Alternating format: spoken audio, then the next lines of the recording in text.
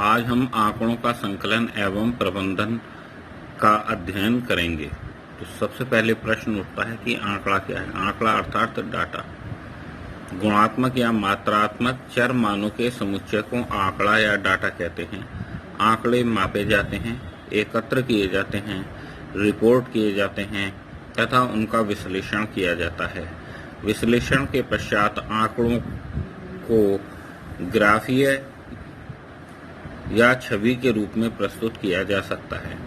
इस प्रकार के प्रस्तुतिकरण से प्राय मस्तिष्क को आंकड़ों की व्याख्या, भविष्यवाणी, अनुमान, पूर्वानुमान के लिए तैयार किया जाता है। उदाहरण, किसी राज्य की जनसंख्या कितनी है, यह भी एक आंकड़ा है। किसी कक्षा में कितने छात्र हैं, उसमें कितने बालक और कितनी बालिकाएं हैं, यह भी आंकड़ा है। किसी कक्षा में छात्रों के अलग अलग विषयों में अंकों के आंकड़े, ये सभी आंकड़ों के उदाहरण हैं। आंकड़ों का प्रबंधन या प्रसंस्करण। आंकड़ों को इस प्रकार से लिखना जिससे उनसे कोई जानकारी प्राप्त हो, तो यह आंकड़ों का प्रबंधन कहलाता है। आंकड़े अपने आप में सूचना नहीं होते, प्रसंस्करण करके उनसे सूचना निकाली जाती है। उदाहरण, जन्म मृत्यु के आंकड़े। यदि हम किसी स्थान विशेष के जन्म मृत्यु के आंकड़ों का उपयोग करें, विश्लेषण करें, तो हमें यह पता चल सकता है कि जनसंख्या बढ़ रही है अथवा घट रही है।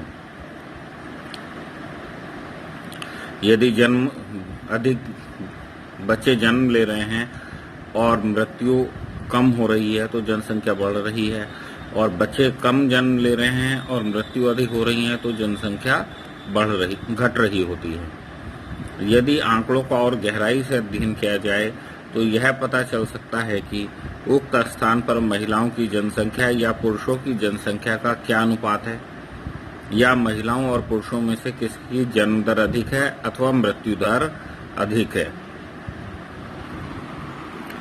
आंकड़ों का वर्गीकरण। आंकड़ों को दो प्रकार से वर्गीकृत किया जाता है, प्राथमिक आंकड़े और द्वितीयक आंकड़े। प्राथमिक आंकड़े, यह आंकड़े नए सिरे से तैयार किए जाते हैं, जबकि द्वितीयक आंकड़े प्राथमिक आंकड़ों की सहायता से ज्ञात किए जाते हैं। ऐसे प्राथमिक आंकड़ों का उदाहरण है जैसे सरकारी जनगणना, और द्वितीयक आंकड़े का उदाहरण है कोई अनुसंधानकर्ता सरकारी जनगणना का प्रयोग करे और द्वितीयक आंकड़े तैयार करे। प्राथमिक आंकड़े तैयार करने की 5 विधियां हैं। प्रत्यक्ष अनुसंधान, दूसरा है अप्रत्यक्ष मौखिक अनुसंधान, संवाददाताओं द्वारा प्राप्त सूचना, सूचकों द्वारा अनुसूचियां बनवाना, और प्रगणकों द्वारा अनुसूचियां बनवाना। सांख्यिकी। सांख्यिकी गणित की वह शाखा है जिसमें आंकड़ों का संग्रहण, प्रदर्शन, वर्गीकरण और उसके गुणों का आकलन तथा अध्ययन किया जाता है। अब आंकड़ों को सारणीबद्ध करना। यह आंकड़ों को सारणीबद्ध करना एक महत्वपूर्ण कार्य है। उदाहरण के लिए, किसी कक्षा के 15 छात्रों के ब्लड ग्रुप की जांच की जाती है और निम्नवत आंकड़े प्राप्त किए जाते हैं। A B O B A B O और ए, ये ब्लड ग्रुप 15 छात्रों के मिलते हैं। अब हम इन आंकड़ों को सारणीबद्ध करते हैं, तो हम 3 कॉलम बना लेते हैं। पहला है रक्त समूह। ये रक्त समूह में हम ले लेते हैं ए बी और ब्लड ग्रुप ओ।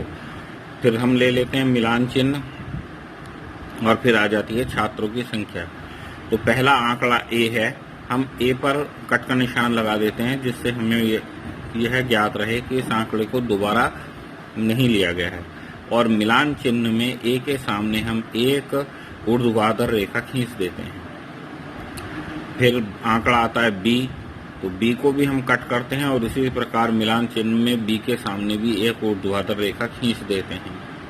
अगला आंकड़ा है ए बी, तो यही प्रक्रिया अपनाते हैं। तो ए बी के सामने एक मिलान चिन्ह बना देते हैं। फिर ओ 2 बार आता है तो 2 मिलान चिन्ह आ जाएंगे। फिर एक बार ए है तो ए में एक मिलान चिन्ह आएगा, फिर ओ में एक मिलान चिन्ह आएगा, फिर बी में एक मिलान चिन्ह आएगा, फिर ओ में एक मिलान चिन्ह आएगा, फिर ए में एक मिलान चिन्ह आएगा, फिर ओ में मिलान चिन्ह आना है। अब क्योंकि यहाँ 4 चिन्ह पूरे हो चुके हैं तो 5वां चिन्ह हम तिरछा लगा देते हैं, इससे गणना करने में आसानी होती है। तो 5वां हमने तिरछा लगाया है मिलान चिन्ह। फिर ए में भी 5वां आ रहा है तो 5वां ए में भी मिलान चिन्ह तिरछा लगा देते हैं।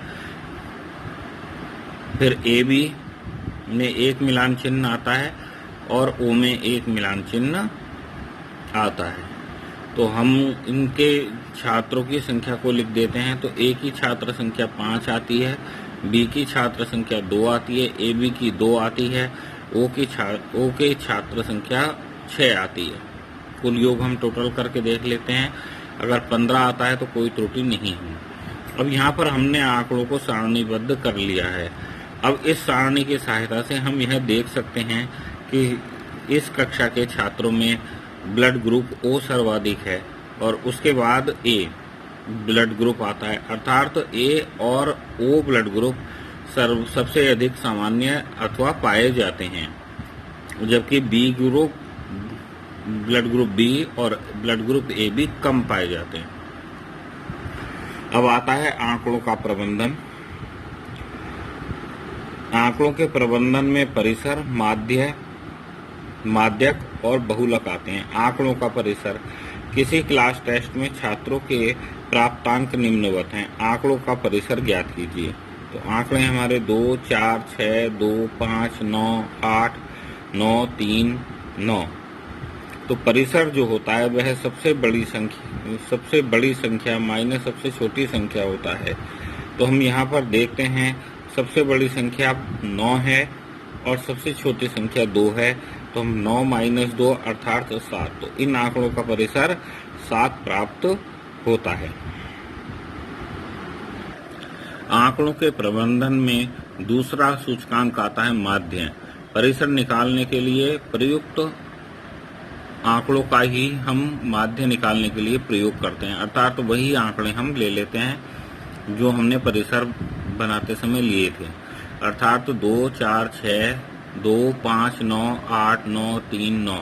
तो माध्य होता है सभी प्रेक्षणों का योग बटे प्रेक्षणों की संख्या।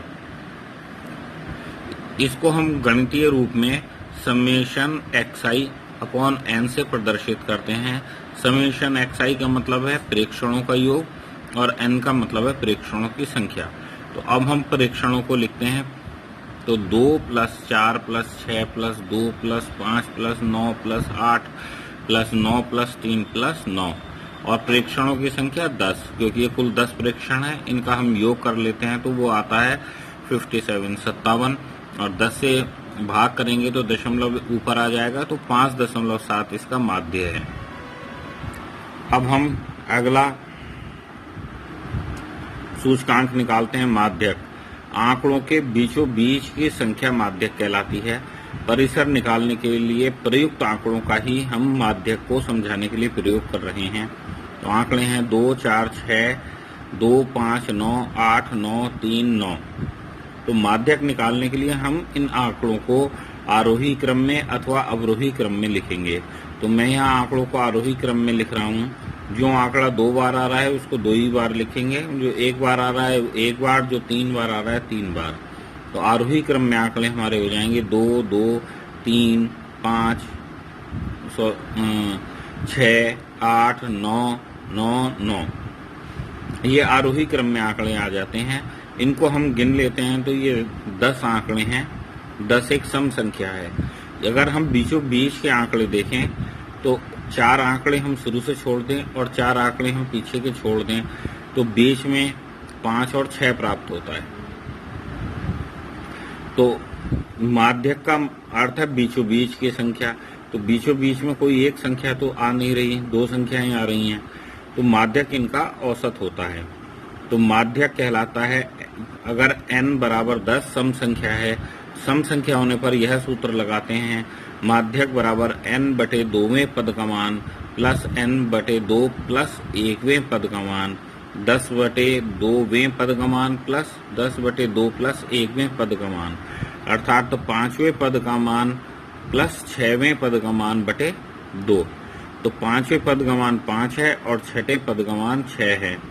तो 5 और 6 11/2 अर्थात 5.5। यदि आंकड़े विषम संख्या में हो तब हम क्या करेंगे? इसके लिए हम दूसरे आंकड़े लेते हैं जहां पर n बराबर 9 हो। तो हम क्या करते हैं, जो हमने पहले आंकड़े लिए हैं उसमें हम एक अंतिम अंक छोड़ देते हैं, तो वह हमारे आरोही क्रम में आंकड़े हो जाते हैं 2, 2, 3, 4, 5, 6, 8, 9, 9। अगर हम बीचों बीच का आंकड़ा देखें तो दाईं ओर से 4 और बाईं ओर से 4 आंकड़े छोड़ दें तो बीचों बीच 5 बन जाता है। तो अर्थात माध्यक हमारा 5 आना चाहिए। अब हम इसके लिए सूत्र का प्रयोग करेंगे। n बराबर 9 विषम संख्या है तो माध्यक कहलाता है n+1/2वें पद का मान, अर्थात 9 प्लस 1/2वें पद का मान 10/2वें पद का मान, अर्थात 2 पंजे 10, तो 5वें पद का मान अर्थात 5। बहुल अगला सूचकांक है बहुलक। इसके लिए हम परिसर वाले आंकड़ों को ही ले लेते हैं। तो आंकड़े हमारे 2, 4, 6, 2, 5, 9, 8, 9, 3, 9। तो बहुलक वह संख्या होती है जो सबसे अधिक बार आती है। हम यहाँ देखते हैं कि 9 सबसे अधिक बार आ रहा है। 9 आ रहा है 3 बार और 2 आ रहा है 2 बार, और बाकी आंकड़े 1-1 बार आ रहे हैं। तो 9 इसमें सर्वाधिक आ रहा है, तो इसलिए बहुलक बराबर है 9। आंकड़ों का ग्राफीय निरूपण। जब हम आंकड़ों को सरलता से समझने के लिए आंकड़ों को अलग अलग प्रकार के ग्राफीय निरूपण में व्यक्त करते हैं, जैसे दंड आलेख, पाई चार्ट इत्यादि। जैसे क्रिकेट का मैच देखते समय आपने देखा होगा कि किसी बल्लेबाज के रन प्रति ओवर रन बनाने के औसत को भी बार ग्राफ के द्वारा दिखाया जाता है, या अन्य कई ग्राफ दिखाए जाते हैं।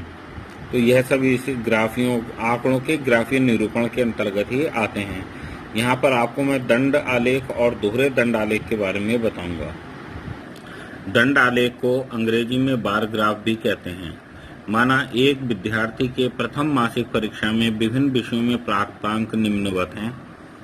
हिंदी में 5 अंक हैं, अंग्रेजी में 6 अंक हैं, गणित में 7 अंक हैं और विज्ञान में 8 अंक हैं। तो इसको हम ग्राफ में बार ग्राफ बना रहे हैं, दंड आलेख बना रहे हैं। तो हम ग्राफ पेपर पर 2 रेखाएं खींच लेते हैं, एक क्षैतिज रेखा और एक ऊर्ध्वाधर रेखा। क्षैतिज रेखा को हम x अक्ष मान लेते हैं तथा ऊर्ध्वाधर रेखा को y अक्ष मान लेते हैं। तो हम क्षैतिज रेखा अर्थात y x अक्ष पर हम विषय ले लेते हैं हिंदी, अंग्रेजी, गणित, विज्ञान इत्यादि, और ऊर्ध्वाधर अक्ष पर हम प्राप्तांक ले लेते हैं। प्राप्तांकों को हम बराबर दूरी पर आधा सेंटीमीटर पर डॉट लगा करके अंकित कर लेते हैं। 1, 2, 3, 4, 5, 6, 7, 8, 9, 10। चूंकि यह क्लास टेस्ट है तो इसमें अधिकतम 10 अंक का ही होगा, तो यहीं तक हम लेते हैं। हिंदी में 5 अंक हैं तो हम चित्र के अनुसार हिंदी का बार ग्राफ 5 तक बनाते हैं। अंग्रेजी में 6 अंक हैं तो अंग्रेजी का बार ग्राफ चित्र के अनुसार 6 अंक तक बनाते हैं। गणित का 7 अंक तक बनाते हैं। विज्ञान का 8 अंक तक बना लेते हैं। हम अपने दंड आलेख को सुंदर बनाने के लिए इसमें पीला रंग कर रहे हैं। जरूरी नहीं है कि आप भी कोई रंग करें, मगर सुंदर दिखाने के लिए दंड आलेखों में अलग अलग रंगों का भी प्रयोग किया जाता है। अब मान लीजिए अगले महीने इसी छात्र की दूसरी परीक्षा होती है और दूसरी परीक्षा में भी इसको अलग अलग अंक प्राप्त होंगे। तो इन अंकों को हम एक साथ भी दिखा सकते हैं, प्रथम मासिक परीक्षा के और द्वितीय मासिक परीक्षा के अंकों को। तो इस तरह के अंकों को व्यक्त करने के लिए हम दोहरे दंड आलेख का प्रयोग करते हैं। इनका प्रयोग तुलना करने के लिए किया जाता है। माना कि वह विद्यार्थी दूसरे मासिक परीक्षा में निम्नवत अंक प्राप्त करता है, जैसे 10, 8, 9, 6। और तो हम पहले जो है प्रथम मासिक परीक्षा के अंकों के दंड आलेख बनाते हैं उनको मैंने पीले रंग से दर्शाया गया है और फिर नीले रंग से हम द्वितीय मासिक परीक्षा के अंकों को बना लेते हैं। जैसे हिंदी में 10 अंक प्राप्त करता है तो हिंदी का दंड आलेख दूसरा वाला 10 तक जाएगा।